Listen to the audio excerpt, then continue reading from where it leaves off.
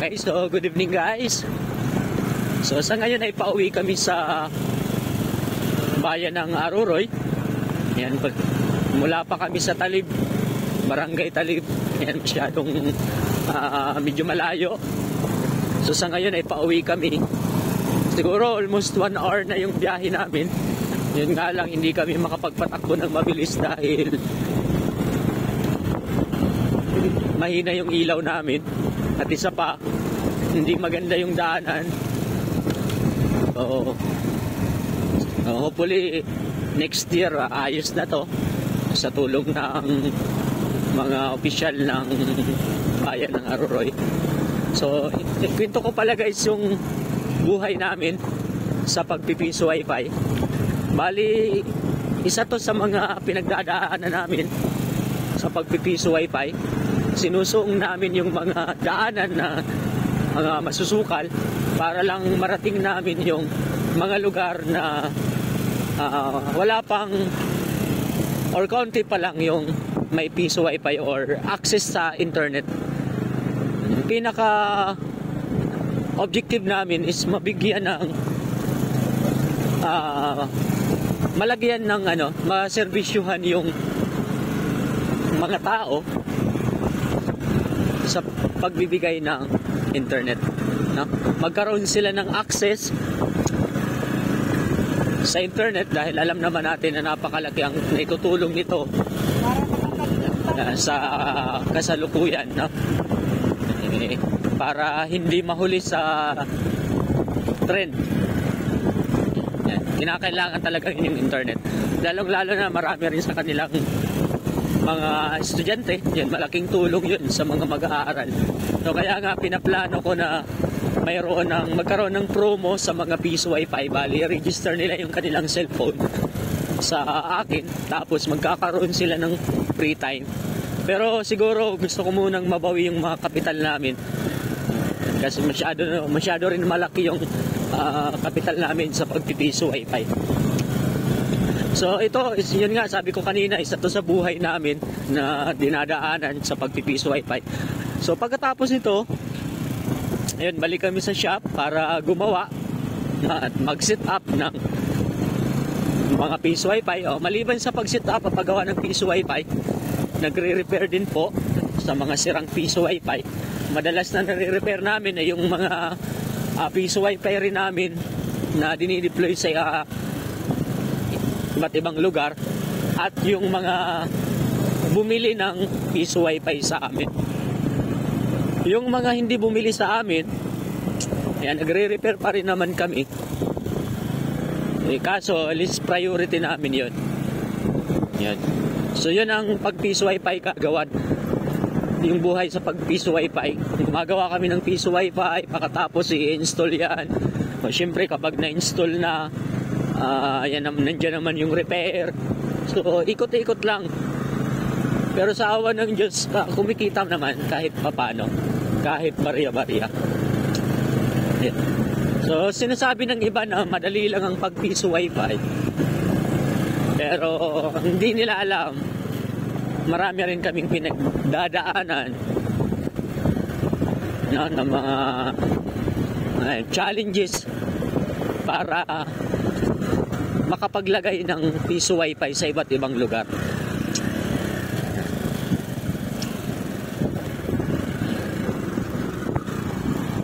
Yan, tulad nitong mga daan, talagang napakahirap, halos di na namin makita yung daan.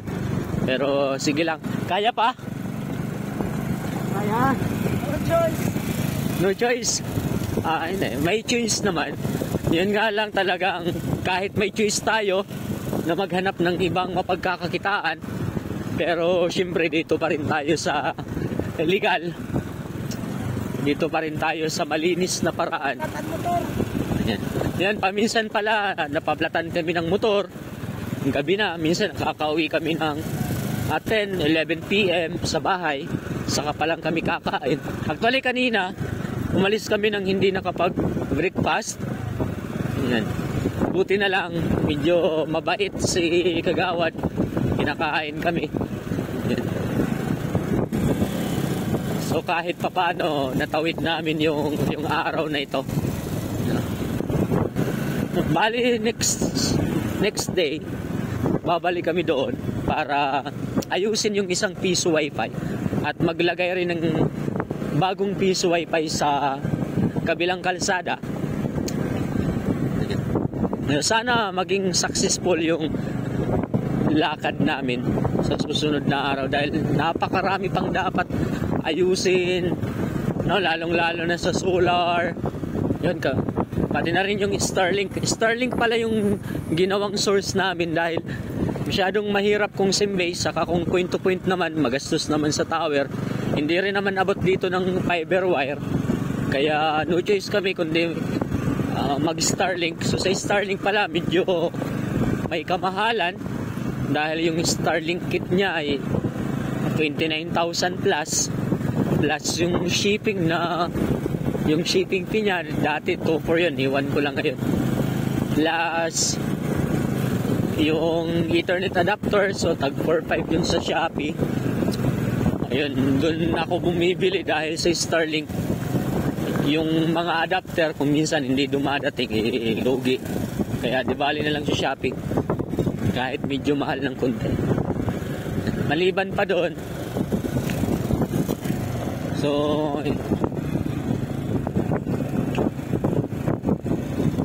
yan, yung piso wifi, saka nga yung sabi ko kanina, yung solar, napakalaking gastos dahil yung Starlink ay 95 watts. Kaya yung ginagawa ko sa Starlink para maging 24/7 ang operation niya, kino-convert ko sa DC o direct current. Dahil kapag naka-AC siya, maglalagay ng inverter. 95 watts ang Starlink, plus pa yung window. So, ang ginagawa ko, kino-convert ko into 48 volts. So, halos more than half ang nasisave namin na kuryente sa Starlink. So, isa yun sa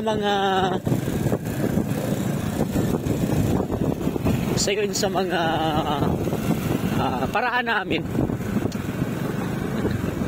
para makapag-operate ang piso wifi ng mas matagal na oras. Ito palang mga lugar na pinapasok namin, wala ito ng walang kuryente dito. Hindi pa dito abot yung muscle ko. Kaya napakahirap. Napakalaki ng ginagastos namin. Sa Starlink pala, yung solar na ginagamit ko ay yun, 555 watts saka 200 amperes na battery. Nakapang 12 volts lang yun, tapos yung access point ay naka 24 volts. Yung Starlink naman ay naka 48 volts. So lahat yun ay converted.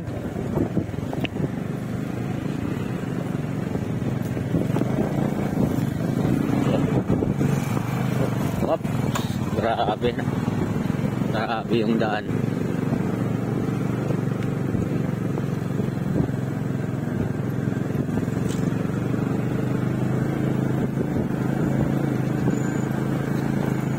So napakahirap dito kasi kung kapag nasiraan ka, yan, iwan ko na lang. Sana wag naman. Napakalayo na ganitong daan, no? Hindi siya simentado, tapos dinadaanan pa to ng mga bus, truck. So imagine ilang kilometers to. Siguro mga 20 kilometers o sobra. Hindi ko makita kasi sira yung ulo namin sa motor namin. Yan, ito may mga bahay na.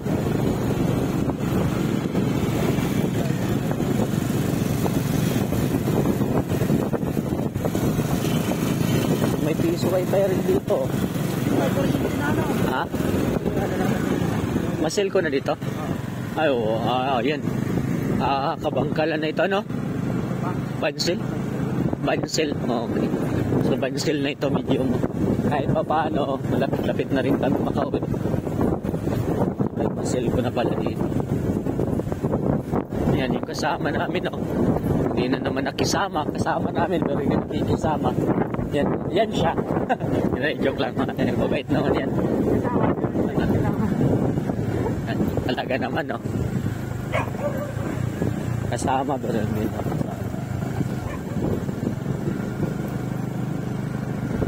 Ayan. So, hindi na namin makita yung daan.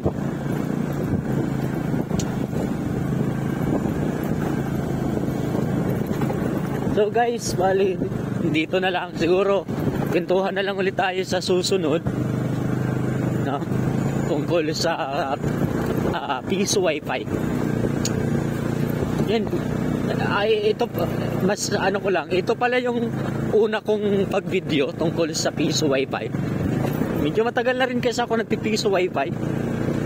Siguro more than 4 years na pagiging builder sa piso wifi. So ngayon, may parang sumasagi sa isip ko na magsimula na sa document ng or pag-video ng mga ginagawa namin sa pagpipiso wifi para ma-share naman sa iba na nagnanais na maging negosyo rin yung ganito. So, ito yung first video ko. Pasensya na. Hindi ganun kaganda. Pero i-upload ko na to. Okay, sige, bye-bye.